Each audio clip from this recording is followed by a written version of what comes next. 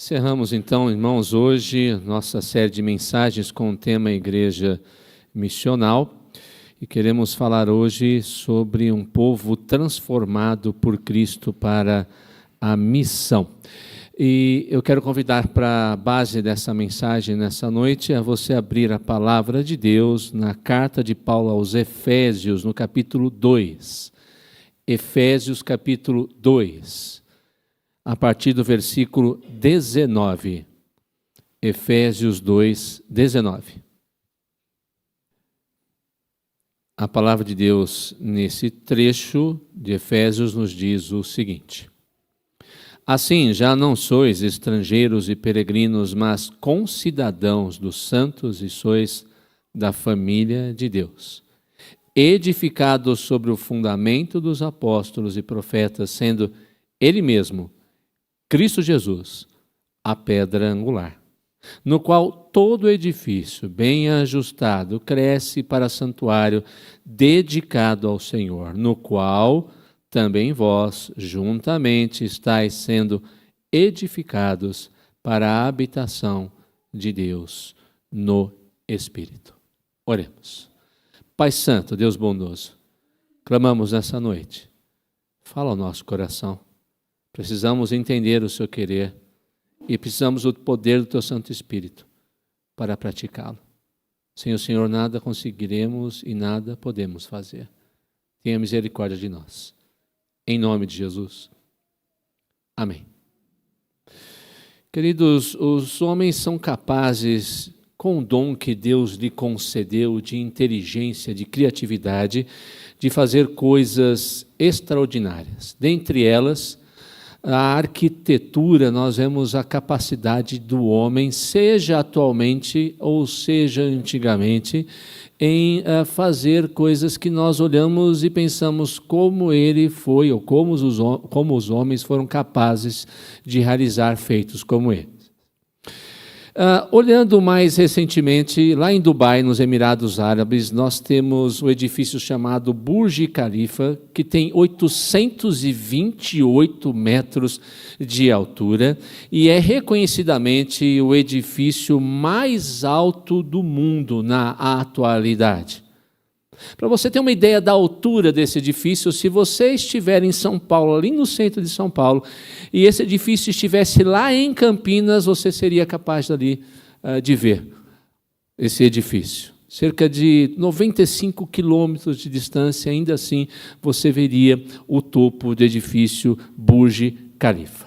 Vamos olhar mais para trás na história.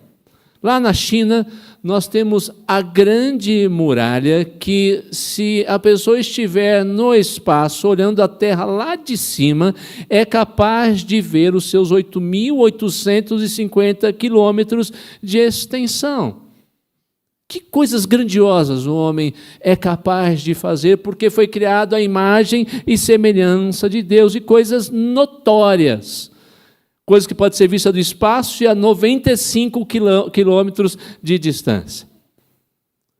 Apesar de toda a suntuosidade, toda a grandiosidade, toda a extensão destas construções, a imponência que elas têm, a beleza que elas possuem, elas não podem ser comparadas à grande construção feita pelas mãos do Deus eterno, que não apenas edificou, mas em Cristo tem transformado cada dia em algo muito profundamente especial.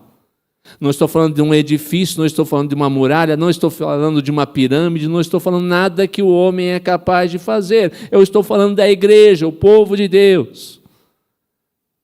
E quando entendemos essa realidade sobre o que a igreja é e o que Deus quer fazer por meio dela, nós entendemos qual é a nossa missão nesse mundo. Eu quero falar de um povo que foi transformado por Cristo, em que Deus nos transformou e tem nos transformado como igreja e como seu povo a cada dia. Acompanhe comigo, portanto, eu quero, em primeiro lugar, dizer que esse povo transformado por Cristo, foi transformado em uma nação, segundo Paulo, dos concidadãos dos santos, portanto, uma nação santa. Essa é a nossa grande identidade. Nós somos uma nação santa, de pessoas santas, santificadas e que estão sendo santificadas pelo poder do Espírito na palavra. E eu queria começar, pelo menos nessa parte, fazendo uma pergunta para você refletir onde você está. Quando se fala em nação, o que vem na sua mente? Quando se fala em um povo, o que vem à sua mente? Ou, de maneira mais detalhada, quando se fala uma nação, qual é uma ou as características de uma nação?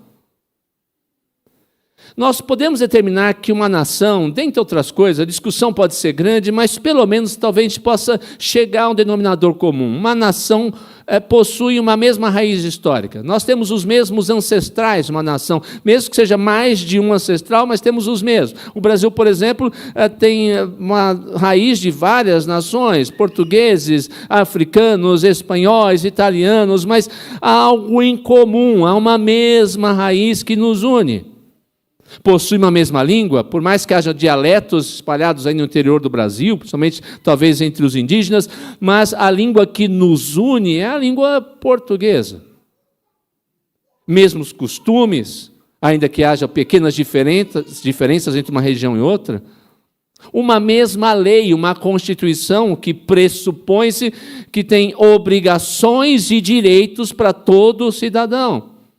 Um governo constituído. Enfim, coisas que podem mantê-la unida mesmo que existam pequenas diferenças no dia a dia. Mas uma nação, de fato, só vai ser reconhecida como tal quando cada um dos seus cidadãos, isso aqui que é o mais importante, entendem que tem o mesmo objetivo. Porque se cada um correr para um lado, se cada um tiver objetivos diferentes, se desejarem o seu bem-estar e não o bem-estar geral de todas as pessoas, essa nação estará afadada a se fragmentar e a mais cedo ou mais tarde a ser destruída, a acabar como nação. Qualquer nação, portanto, só vai existir se transpor determinados obstáculos e tiver ânimo para deixar interesses pessoais, objetivando interesses que são comuns. Dito isso, é necessário entender o que está acontecendo aqui na carta de Paulo aos Efésios. Ele está escrevendo para uma igreja que nos dá a entender que está com um problema. Ela é formada por gentios e é formada por judeus. E esses povos são completamente diferentes. Aliás, gentios e judeus, eles se odiavam. Os judeus olhavam para os gentios, olhavam para aqueles homens, e a palavra gentil significa cão, para designar um povo de segunda, terceira categoria, que não tem nada a ver com o judeu, com a sua religiosidade, com a sua adoração a Deus. Eles devem ser deixados de lado.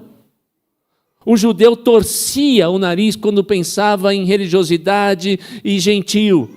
Você se lembra, aconteceu, por exemplo, com Pedro, quando ele vai lá na casa do centurião Cornélio, houve uma discussão grande. Como é que você foi lá? Você foi falar com o gentil, teve contato com eles? Por outro lado, os gentios olhavam para os judeus e achavam que os judeus eram um bando de ignorante, pessoas sectárias, pessoas que adoravam um Deus estranho e que não estavam dispostos a abrir concessões em sua adoração. Naturalmente falando, era impossível juntar aqueles dois povos, porque o ódio era mútuo. Mas a igreja de Éfeso era formada por gentios e por judeus. Aliás, o cristianismo foi formado inicialmente dessa forma, ou dessa maneira. Judeus e gentios, talvez um pouco mais de gentios em uma igreja do que judeus, em outra mais judeus do que gentios, mas havia essa mescla na igreja primitiva. A igreja de Éfeso não era diferente. Então Paulo começa a falar dessa realidade. Se você olhar até inclusive o texto aí que nós lemos, ali no versículo 11, em algumas bíblias tem o título, esse título normalmente não é muito bom, mas aqui ele é muito feliz. Os gentios e os judeus são unidos pela cruz de Cristo. Então Paulo começa a discorrer sobre essa realidade, e aí nesses versículos que lemos a partir do 19, é uma conclusão do que ele está falando. Tanto é que ele começa assim, ou seja, concluindo. Então, nós temos aqui um desafio tremendo de juntar dois povos completamente diferentes. Na sua vestimenta, no seu cardápio, na sua religiosidade, nos seus costumes, na sua língua. Ou seja, não dava para juntar, olhando com olhos humanos, aquela diferença que era tão grande. E aquele distanciamento e aquele muro que existia entre eles. Nenhum ser humano na face da terra conseguiria tal proeza naqueles dias. Entretanto, Paulo está dizendo, Cristo conseguiu. Cristo fez aquilo que aos olhos humanos era completamente impossível. Ele faz de gentios e judeus uma única nação. Ele diz, vocês são não mais judeus só, não só gentios mais apenas, vocês são concidadãos dos santos. Agora vocês são uma nação nova, concidadãos, cidadãos de. Vocês fazem parte de uma nação única. Deus havia escolhido no passado os judeus, tirado de uma nação para formar uma nova nação, e agora, junto com os gentios, forma uma grande e única nação para toda a eternidade. A igreja, a nação santa do Senhor, uma raça eleita, um sacerdócio real. Isso não foi fácil de fazer. Quando a gente fala, Cristo fez isso, a gente esquece do que aconteceu.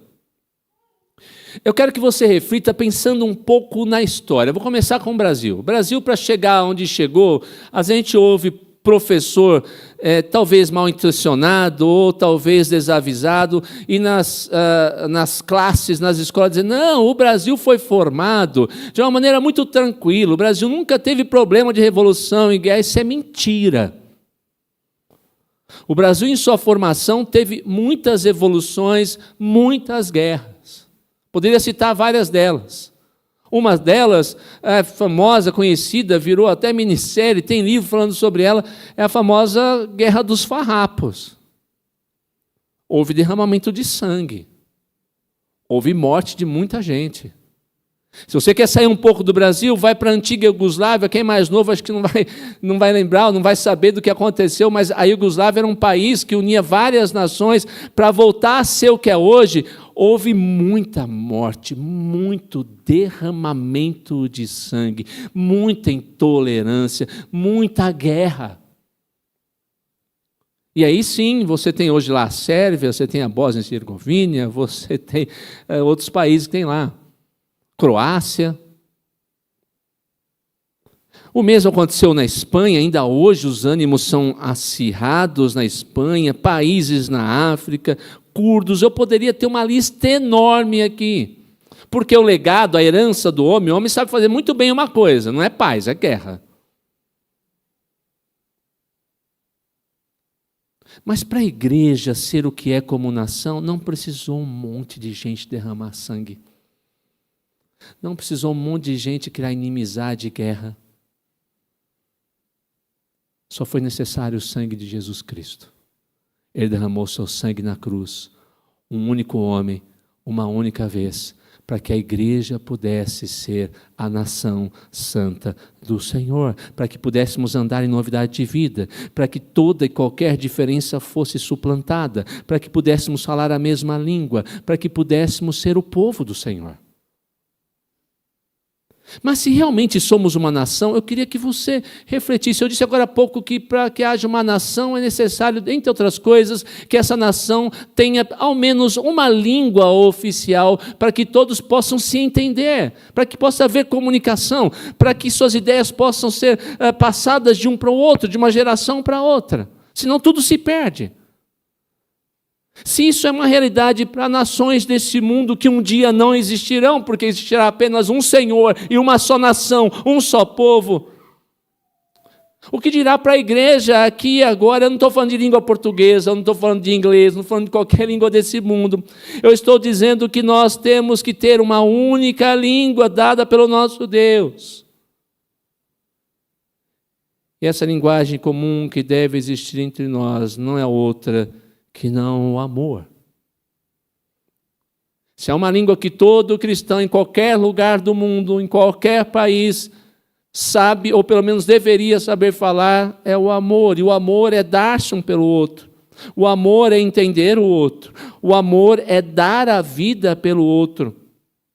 Nós não podemos seguir os nossos próprios preceitos, o nosso próprio querer, determinar o que queremos ou achamos melhor, porque o nosso Deus, que é o Rei, determinou o que devemos falar e o que devemos fazer. E o que devemos falar é aquilo que o Rei manda como embaixadores do Ministério da Reconciliação, como nação. O nosso dever é falar o que Deus deseja. E o que Deus deseja que falemos, por meio da sua palavra, é o amor, é servir, é edificar a vida de um e de outro em nosso meio. A igreja é uma nação, é a grande nação, formada pelo povo de Deus, onde todos deveriam se sentir em casa. É interessante, quando uma pessoa sai do seu país, não sei se você conhece alguém que saiu do seu país. Eu conheço algumas pessoas, e eles dizem, nossa, como é bom quando eu encontro com um brasileiro, e posso falar a mesma língua, e posso dividir os mesmos gostos. A gente pode até sentar numa mesa e desfrutar de um feijãozinho do Brasil, de uma deliciosa feijoada, de um pedacinho de churrasco, como é feito no Brasil. E eles dizem, aí eu me sinto em casa. Eu posso estar lá fora, mas eu me senti ainda aqui por algumas horas, como se eu estivesse em casa. Queridos, a igreja como nação santa do Senhor deve ser, ou deveria ser, um cantinho do céu. Sabe aquele lugar quando você vem e diz assim, ufa, estou me sentindo em casa. Ufa, estou me sentindo tão bem aqui, acolhido, amado. Tenho um ombro amigo quando eu choro, a mão estendida na necessidade. Eu posso me alegrar com as alegrias um dos outros, eu posso ficar triste e chorar com a tristeza do outro, porque aqui é um cantinho do céu que o Senhor permitiu que eu tivesse. É um refúgio para o qual eu posso correr. É um lugar onde a língua do Senhor, que é o amor, prevalece nos meus relacionamentos. O povo do Senhor em Cristo tem sido transformado e deve ser transformado em nação, e a grande linguagem dessa nação tem que ser aquela que vem do Senhor, o amor. Mas a minha pergunta é essa, qual é a linguagem que você entende ou qual é a linguagem que você tem usado nos seus relacionamentos e principalmente nessa igreja? O amor, dentre outras coisas, eu poderia citar lá tudo que está em Coríntios 13, mas o amor não busca os seus próprios interesses. E uma igreja cresce quando nós entendemos essa realidade, deixamos diferenças, desavenças de lado e procuramos o interesse primeiro de Cristo e o interesse que edifica a vida uns dos outros. Uma igreja é uma nação quando, dentre outras coisas, entende quem pagou o preço e a comprou com o seu precioso sangue e por meio dele fala a mesma língua, a linguagem do amor. Em segundo lugar, esse povo, por meio de Cristo, tem sido transformado em uma família. Queridos, quando nós olhamos ou queremos saber a definição, a estrutura correta de família, ela não pode ser antropológica, ela não pode ser sociológica. Para nós cristãos, ela deve ser teológica, ou seja, ela tem que ser bíblica. Quem define para nós o que é família é o Senhor, porque cremos que a Bíblia é a verdade. Inspirada pelo Espírito, inerrante, infalível, imutável. Aqui disse na Bíblia o que deve ser uma família. Então, quando nós olhamos para a Bíblia diz que a família é constituída por um homem que inicia o relacionamento, deixando o seu pai e sua mãe e tornando-se com sua esposa uma só carne. Ambos com o tempo, se assim Deus permite, unidos, têm o fruto, recebem o fruto do galardão de Deus, que são os seus filhos. E assim devem refletir um para o outro, não o seu egoísmo, a sua vontade, mas a beleza do Redentor, a luz de Cristo. Sujeitando-os, como diz Paulo em Efésios, uns aos outros, ou um ao outro no temor do Senhor. Isso é família.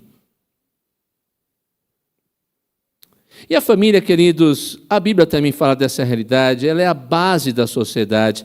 E se a sociedade está doente, nós devemos verificar o que está acontecendo com a família. É sinal que a família também está doente. Talvez um dos grandes problemas para a família estar como está hoje é que nós temos absorvido os conceitos pós-modernos de privatização e individualismo. Eu não estou falando de privatização econômica. Estou falando de tornar a vida privada, particular, mais importante do que a nossa vida comunitária. Deus traz o equilíbrio adequado para nós. É claro que nós temos um aspecto da nossa vida particular, individual com Deus, mas nós temos um outro lado, a outra face da moeda que diz respeito ao nosso relacionamento comum. Nós não somos uma ilha. Nós somos criados, redimidos por Deus para nos relacionarmos uns com os outros. É por isso que a gente não tem como base bíblica como defender desigrejado. Ele não vai se relacionar pessoalmente com ninguém. É na igreja que nós superamos diferenças, perdoamos, somos perdoados. A igreja, como família, ela deve pensar justamente nesse aspecto. Ela não pode ser um ajuntamento de pessoas onde cada um cuida dos seus próprios problemas e da sua própria vida, porque família não é isso. Você imagina uma família, pode ser que aconteça, mas eu conheço uma assim, pastor, mas imagina uma família onde o marido chega em casa, não cumprimenta a esposa, senta no sofá, começa a assistir televisão, levanta, pega as coisas na geladeira, come, vai tomar banho antes, não importa, ou depois que toma banho, depois que janta, não importa em que momento acontece, vai dormir e acabou. Nem fala com a esposa e vice-versa. A esposa, o marido chega, não conversa, o filho entra, não conversa, o pai não conversa com o filho. São estranhos debaixo do mesmo teto, não é família. É qualquer coisa menos família. É um bando de desconhecidos vivendo embaixo do mesmo teto. Porque família se relaciona e um se preocupa com o outro. Mas cada vez mais homens e mulheres estão cuidando, por exemplo, da sua própria carreira, dos seus próprios problemas, das suas próprias finanças. E a gente vê esse sentimento também na própria vida dos nossos filhos, onde cada um, apesar de estar debaixo do mesmo teto, está cuidando da sua própria vida. Os pais não se envolvem com os filhos não se envolvem com os pais. Não há um discipulado por parte dos pais com seus filhos. Não há diálogo. Não há ensino da palavra de Deus. Isso acontece, às vezes, numa pequena célula da sociedade que Deus criou, que é a família. Mas se isso está acontecendo com a família, o que dirá que está acontecendo, dirá a respeito do que está acontecendo com a igreja? Onde o grande chamado é para que andemos juntos e não individualmente, onde se deve buscar o interesse do outro e não o interesse individual, onde as vidas dos que são mais fracos devem ser edificadas pelos que são mais fortes. Se em casa os que devem edificar não edificam e os que devem ser submissos não são, o que a gente pode esperar que vai acontecer na igreja? Vai acontecer a mesma coisa. E a igreja deve sim, querido, ser uma família. E quando a gente pensa em família, nós temos que lembrar que família é uma coisa estranha, não é família? Deixa eu explicar, né? Para dizer o que eu quero dizer com coisa estranha. Eu não sei se acontece assim com a sua família ou se já aconteceu.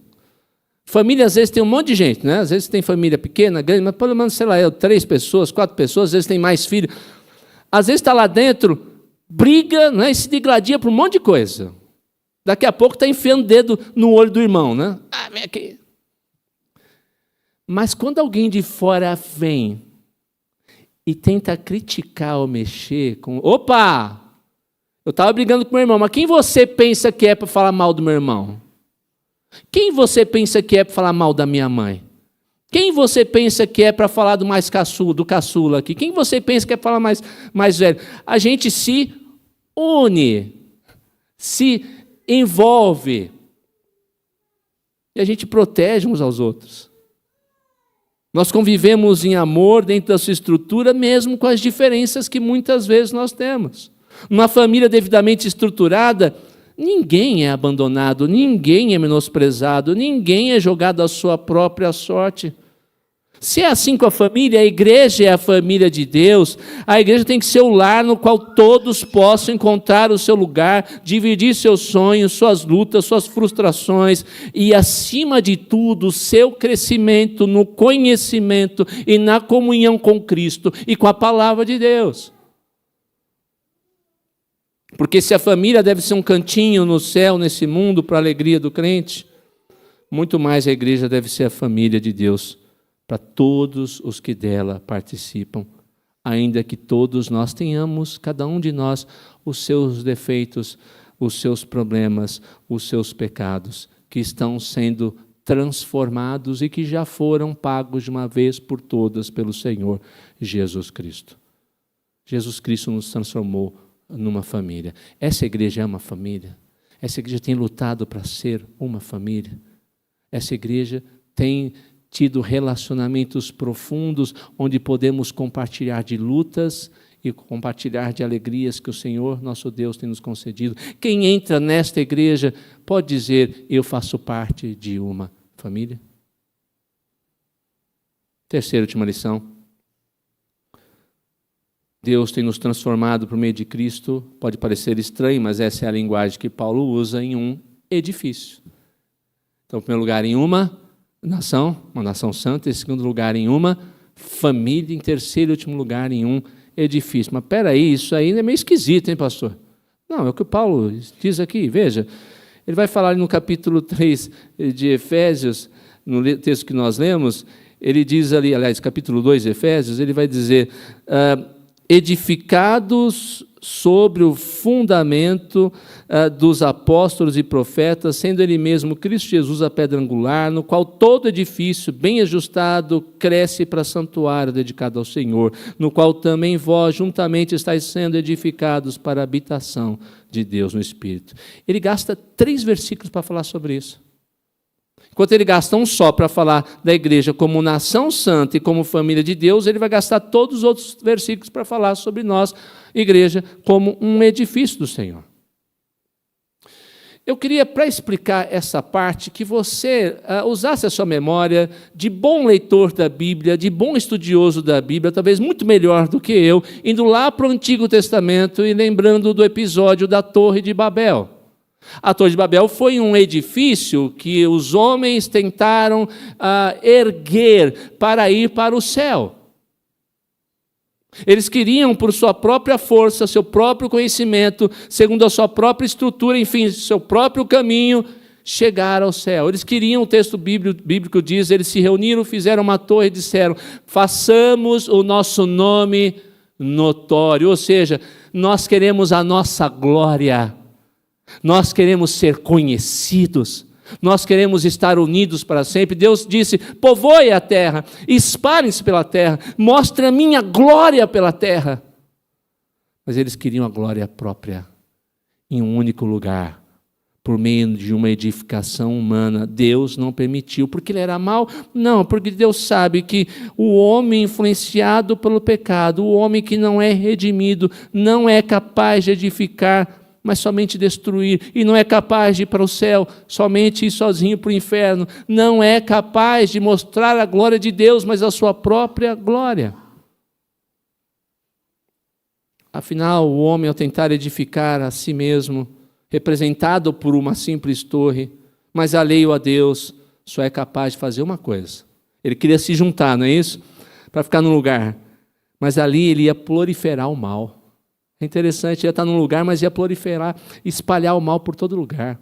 Por isso que Deus falou: não, isso não vou permitir, porque você vai se destruir.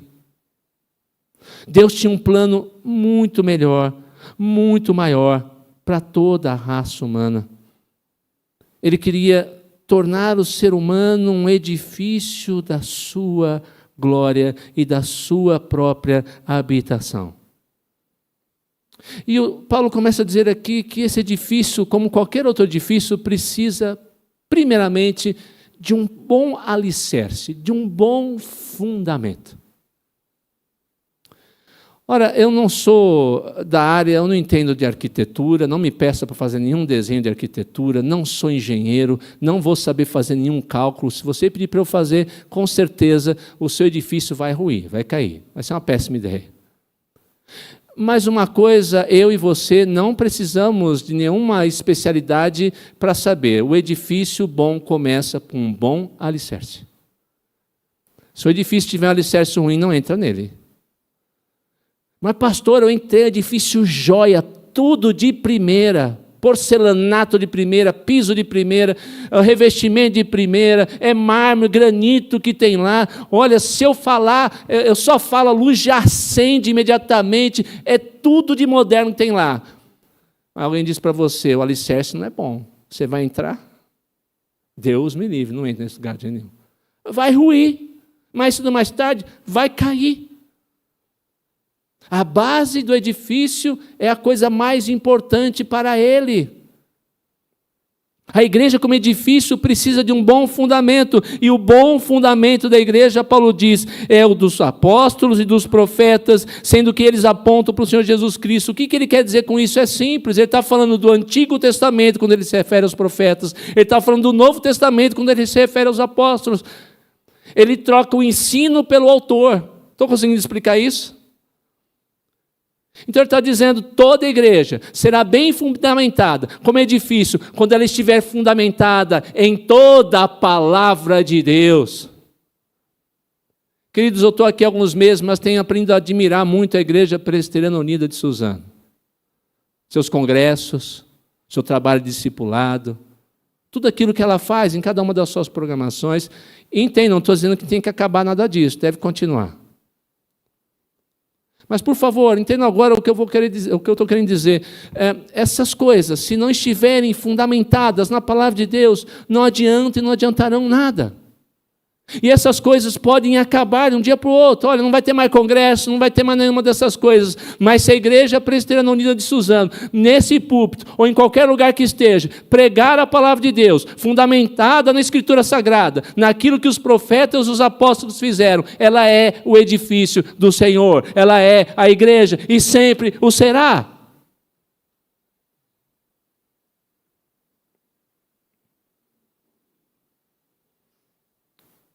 E quando ela está fundamentada na palavra de Deus, Antigo e Novo Testamento, como única regra de fé e prática, como a verdade absoluta revelada pelo Senhor, ela entende aquilo que é de principal de Deus revelado para ela e para todos os homens.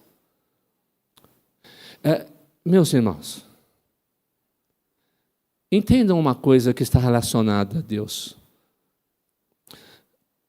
Se há uma coisa pela qual Deus tem uma paixão, eu diria um zelo tremendo, e pelo qual Ele vai sempre lutar, Ele nunca vai abandonar, é a sua glória. Deus tem um zelo profundo pela sua glória. Deus tem uma paixão profunda pela sua glória. Isso começa desde o princípio da revelação da sua palavra. Vamos lá para o Antigo Testamento. Deus cria o homem, cria a mulher, e a Bíblia Sagrada diz que na viração do dia, Ele manifestava a sua glória para o primeiro casal. Face a face, Ele mostrava quem Ele era em todos os seus atributos, porque a glória de Deus é a manifestação de todos os seus atributos. E face a face, falava com Adão e Eva. Eles podiam vislumbrar a beleza, a grandiosidade da sua glória. Mas o pecado entrou no mundo. Adão e Eva foram expulsos e perderam essa comunhão vital e não podiam mais diretamente ver a glória de Deus, porque a Escritura Sagrada diz que ao serem expulsos, uma espada girava, refugia ali no jardim do Éden, eles não podiam voltar mais. Mas a verdade continua, Deus não deixou de ser apaixonado e zeloso pela sua glória, Ele quer manifestá-la. Então, tempos depois, Deus se manifesta ao seu povo. E a gente poderia citar vários casos, mas eu tenho que resumir, não tenho muito tempo para isso, mas vamos virar as páginas do Antigo Testamento e vamos para aquele grande momento no qual Deus chama Moisés para que vá até o monte e diz: coloque demarcação no monte, Moisés, não permita que nenhum homem e nenhum animal se achegue, porque este monte, se alguém tocar nele, será morto. E o povo lá de baixo via uma grande nuvem, e ouvia um clangor de trombeta, e via os raios que saíam da nuvem. E quando Moisés voltou: Moisés, fale você conosco, mas não Deus, porque se Deus falar conosco, nós vamos morrer. Porque ninguém aqui tem capacidade de ver a glória de Deus. Naquele som, naquele clarão no meio da nuvem, dentre outras coisas, Deus diz para Moisés: Moisés, faça um tabernáculo, e eu vou descrever como você irá fazê-lo. Então nós temos toda a descrição do tabernáculo. O tabernáculo é feito com toda a sua beleza de cores, tecidos, objetos. E a Bíblia diz que, quando aquele tabernáculo foi feito e concluído, lá em Êxodo 40, 34, a nuvem cobriu a tenda da congregação e a glória do Senhor encheu o tabernáculo. O tabernáculo, à medida que a gente vai caminhando, avançando na linha do tempo da Escritura, deixou de existir. Não tem mais tabernáculo, mas um dia Davi resolve construir um templo e seu filho Salomão constrói o templo. E com toda também sua suntuosidade e beleza, esse templo é construído e é terminado. Lá em 2 Crônicas 5,14, nós lemos: os sacerdotes não podiam estar ali para ministrar por causa da nuvem, porque a glória do Senhor encheu a casa de Deus. Deus manifestou novamente a sua glória. O resultado foi temor, terror. Porque Deus quer manifestar e vai manifestar sempre a sua glória. Bem, você não precisa ser um bom entendedor da Escritura e sabe muito bem que não tem mais tabernáculo, não tem mais templo, não é aquele templo que tem lá na Celso Garcia, esqueça, não tem nada a ver com isso. O templo que Salomão ergueu não existe mais, o templo que foi construído por Herodes não existe mais, apenas o muro das lamentações. Mas Deus, estamos diante da verdade, eu volto a afirmar para você não esquecer, Deus tem zelo e quer mostrar a sua glória. Não tem mais tabernáculo, o jardim do Éden não é possível voltar, não tem mais templo. Como Deus faz isso? Então nós vamos agora lá mais para frente, estamos lá no Evangelho de João. O Evangelho de João diz que o nosso Deus, com sua glória, se encarnou. O que era impossível para o homem na Torre de Babel, o que era impossível para o homem no Jardim do Éden, o que era impossível para o homem no tabernáculo, o que era impossível para o homem no templo. Deus, sabendo das nossas limitações, disse: eu mostrarei a minha glória, e irei com minha glória até o homem pecador. Então Deus vem, no texto de João, nós vemos que o Verbo se fez carne e habitou entre nós, e a palavra habitou poderia ser traduzida por tabernaculou entre nós. E João conclui: e vimos a sua glória, a glória como do unigênito do Pai. Deus manifestou da maneira mais especial e maravilhosa que poderia existir a sua glória, e aqueles homens puderam contemplar a glória encarnada do Senhor, o menino que nasce da virgem, o menino que cresce, o menino que cura, o menino que salva pessoas, o menino e homem agora que ressuscita os mortos, o homem que morre na cruz pelos nossos pecados. Ali havia glória. O homem que ressuscita, o homem, Deus que sobe aos céus, intercede para sempre pelo seu povo à direita do Pai. Mas continuamos com a grande e mesma questão: Deus tem zelo por sua glória, e Jesus não está mais aqui, irmãos. Eu quero dizer, materialmente, você não tem como tocar em Jesus mais. Você não tem como ouvir humanamente a voz de Jesus. Ele fala com você pela Bíblia. Nós podemos ter comunhão com Jesus, Ele está vivo, ressurreto, glorificado, Ele vai voltar. Mas Ele não está aqui, eu não posso ver carnalmente, materialmente a glória de Deus, e Deus continua zeloso por sua glória e quer mostrar a sua glória a este mundo perdido e pecador. Como é que Deus vai fazer isso? É isso que Paulo está dizendo aqui. Vocês estão sendo edificados para a habitação de Deus no Espírito. A igreja é um instrumento de Deus para mostrar ao mundo a sua glória. Queridos, eu tremo diante dessa realidade. Quando eu penso na beleza do encontro de Deus no Jardim do Éden com Adão e Eva, e na beleza do Jardim do Éden, quando eu penso na beleza do tabernáculo, quando eu penso na beleza, suntuosidade do templo, quando eu penso na glória de Jesus Cristo, incomparável a qualquer coisa, e olho para esse texto e Deus está dizendo: agora, Laércio, é por você que eu vou mostrar a minha glória. Agora a Igreja Presbiteriana Unida de Suzano é por essa igreja que eu vou mostrar a minha glória. O que será que o mundo tem visto através da minha vida? A minha própria glória ou a glória do Senhor, a glória do meu Redentor. Quando você e eu falamos, o que as pessoas veem, ouvem. Quando as nossas ações são vistas pelos outros, que as pessoas testemunham. Quando estamos trabalhando, estamos no trânsito, onde quer que estejamos, as pessoas estão vendo a glória de Deus, ou a nossa glória, estão vendo a glória do unigênito do Pai, ou a nossa queda e o nosso pecado. Deus tem zelo pela sua glória, e Ele quer, através de mim e de você, ó grandioso mistério, mostrar a glória dEle. Você pode estar desanimado diante disso, então, por favor, tenha um pouco de paciência. É isso que Paulo está falando aqui, e assim também, de certa maneira, eu começo a caminhar para o final da minha mensagem. Ele diz, no qual todo edifício, bem ajustado, cresce para santuário dedicado ao Senhor. Há muito tempo atrás, eu lembro de um adesivo num carro que estava à minha frente, que dizia, paciência, Deus está trabalhando em mim. Nunca mais vi esse adesivo, mas eu achava ele muito interessante. Ele fala muito da realidade da qual Paulo está falando aqui, ou está dizendo aqui. Queridos, nós somos o santuário do Deus Altíssimo para mostrar a sua glória, mas esse edifício está sendo construído. O alicerce já foi lançado, a base já foi lançada, mas o edifício, aos pouquinhos vai sendo cada vez mais erguido para a glória de Deus. E Paulo quer dizer com isso, ou trazer alguns ensinos ou lições importantes. Primeiro, a igreja, à medida que vai sendo edificada, cada membro tem o seu papel colocado aqui nela. Um edifício que está sendo erguido, não pode dizer que nenhuma das partes é importante. Olha, importante para esse edifício é a janela, não vamos nos preocupar não com tijolo. Não dá para pôr janela sem tijolo. Vamos colocar tijolo, mas esquece a janela. Vamos colocar tijolo e janela, mas esquece a porta.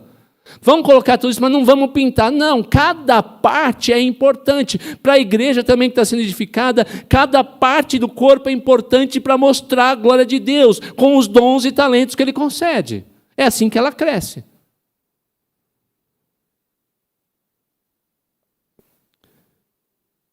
Há também uma realidade, irmãos. Você está vendo esses bancos vazios aqui?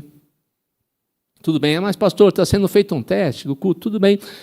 Mesmo que todas as pessoas venham, muitas vezes os bancos podem estar vazios, mas não tiver vazio, a gente tem que arrumar espaço. Por quê? Porque esse edifício está crescendo, ele vai crescer à medida que nós falarmos de Jesus, mostrarmos a glória de Jesus e trazermos outras pessoas que sejam convencidas do seu pecado e conheçam a glória do amado Redentor. Essa igreja tem que ficar lotada, cheia, crescer a cada dia, porque essa é a vontade de Deus para mostrar a sua glória.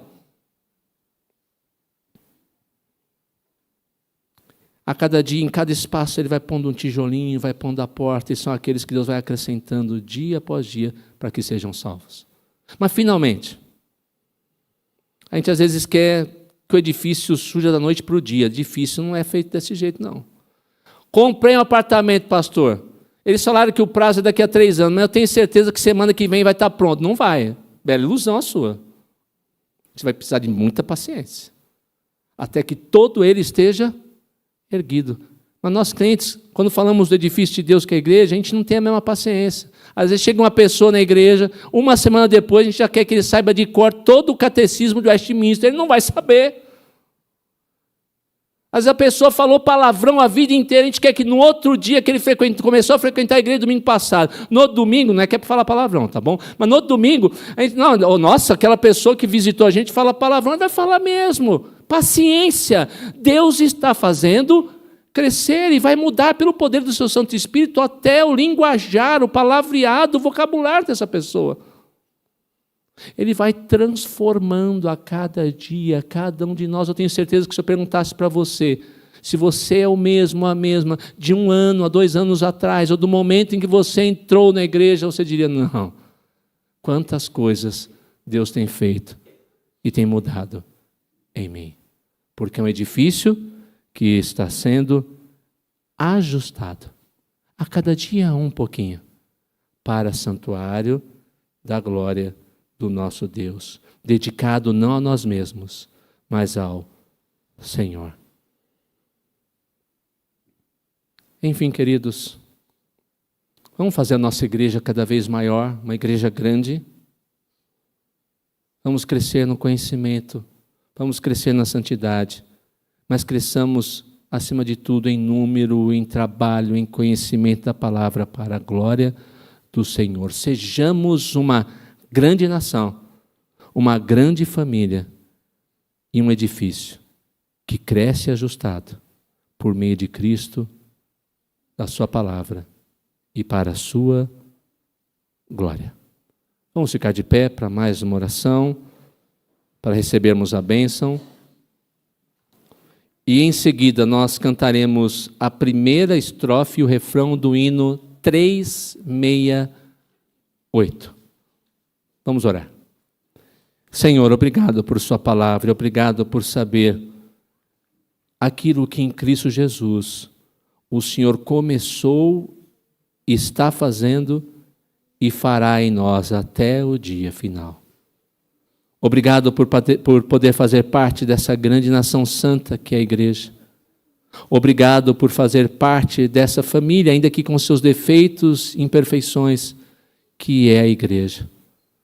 Obrigado, porque todos somos parte desse edifício santo para mostrar a sua glória nesse mundo, que é a igreja. Que assim sendo, possamos entender qual é a nossa missão. Fazer, ó Deus, com que as virtudes daquele que nos chamou das trevas para a maravilhosa luz, a sua glória, sejam conhecidas, onde essa igreja está e onde qualquer um dos seus membros esteja. Louvado seja o seu nome. Pedimos tua força e a tua ajuda para que isso aconteça em nós. Em nome de Jesus.